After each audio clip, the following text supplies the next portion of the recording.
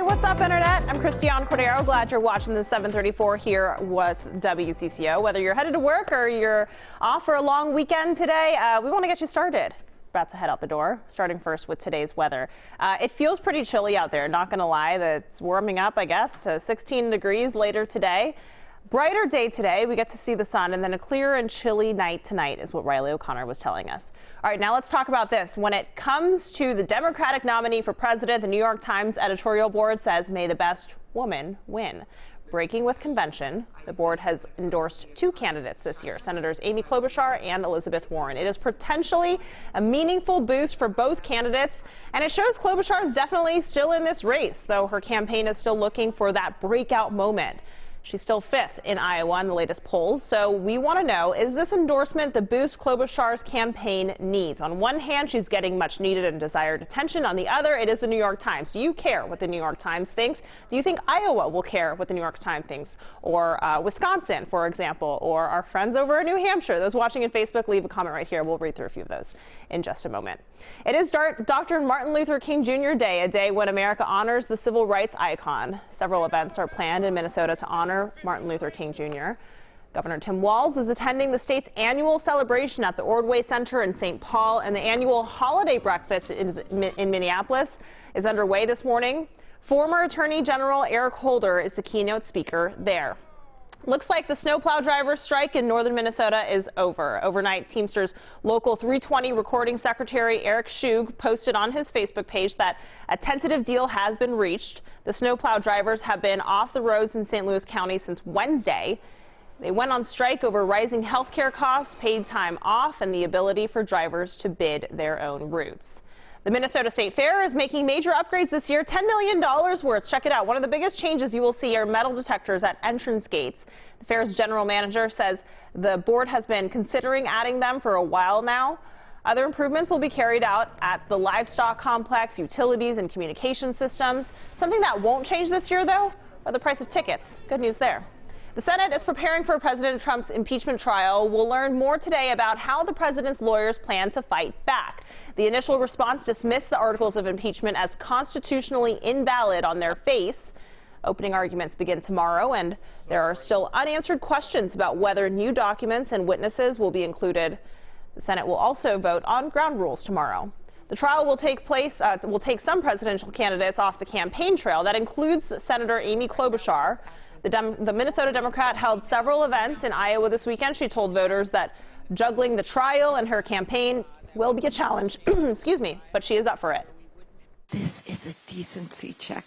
That is this moment in time. And as I go back to Washington for this impeachment hearing, that's a story I bring with me because this isn't going to be easy to run for president and do that at the same time. But I'm a mom. I can do two things at once.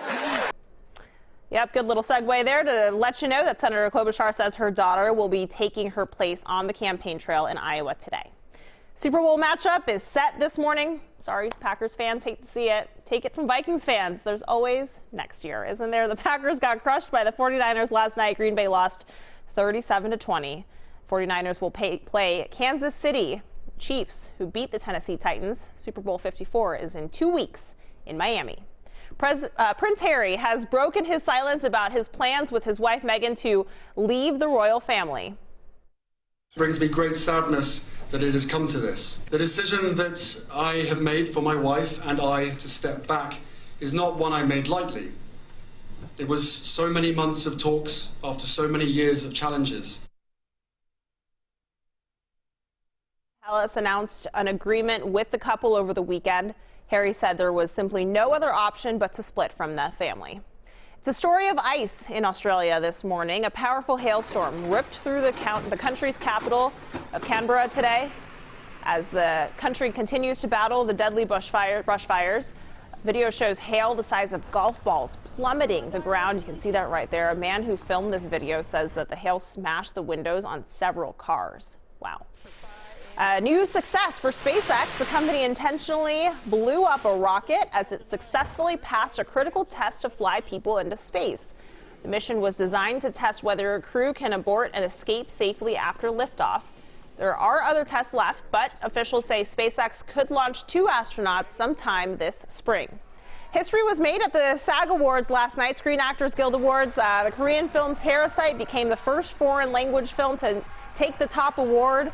The win is seen as an indication that the film may do well at the Academy Awards, but the past 2 years, the SAG's top winner has not won Best Picture. And then let's get to the most talked about moment of the night. That was Brad Pitt, Jennifer Aniston. Pitt won Best Supporting Actor for his role in Once Upon a Time in Hollywood. He gave everyone a laugh, saying he was going to add this to his Tinder profile and joked about his failed marriages. Let's be honest, it was a difficult part. The guy who gets high, takes his shirt off, and doesn't get on with his wife. Sure, yeah. Aniston won Best Actress in the drama series for the Apple TV Plus show, The Morning Show. Aniston and Pitt were married for several years. They were spotted smiling and hugging backstage. Lots of movement on social media about that. Other notable wins last night, Joaquin Phoenix and Renee Zellweger received top acting prizes for Joker and Judy. Peter Dinklage, meanwhile, won for the first time after 6 nominations for HBO's Game of Thrones, and Robert De Niro was honored with the Lifetime Achievement Award. All right, let's get back to today's talker. We're bringing in WCCO's digital guy, Cole. Cole, what are people saying about the New York Times endorsing Minnesota Senator Amy Klobuchar and Elizabeth Warren, for that matter? Yeah, we have Becca saying, I think it's great, got that endorsement. I'd love to see a woman in office, and I hope this is helpful to her.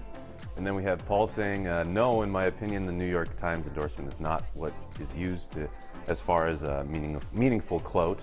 And then we have Charles saying, you need billions to be president now. So I'm not sure exactly what that means. But yeah, that's very vague there, Charles. But I think that there's something to those first two for sure, in that she clearly needed this kind of momentum and this kind of national spotlight. But at the end of the day, do Iowa voters care about what the New York Times thinks? I don't know. Yeah, it seems like it shouldn't hurt her, at least. Sure, right, absolutely. Yeah, interesting stuff. We'll be watching for sure. Thanks, Cole. Appreciate it.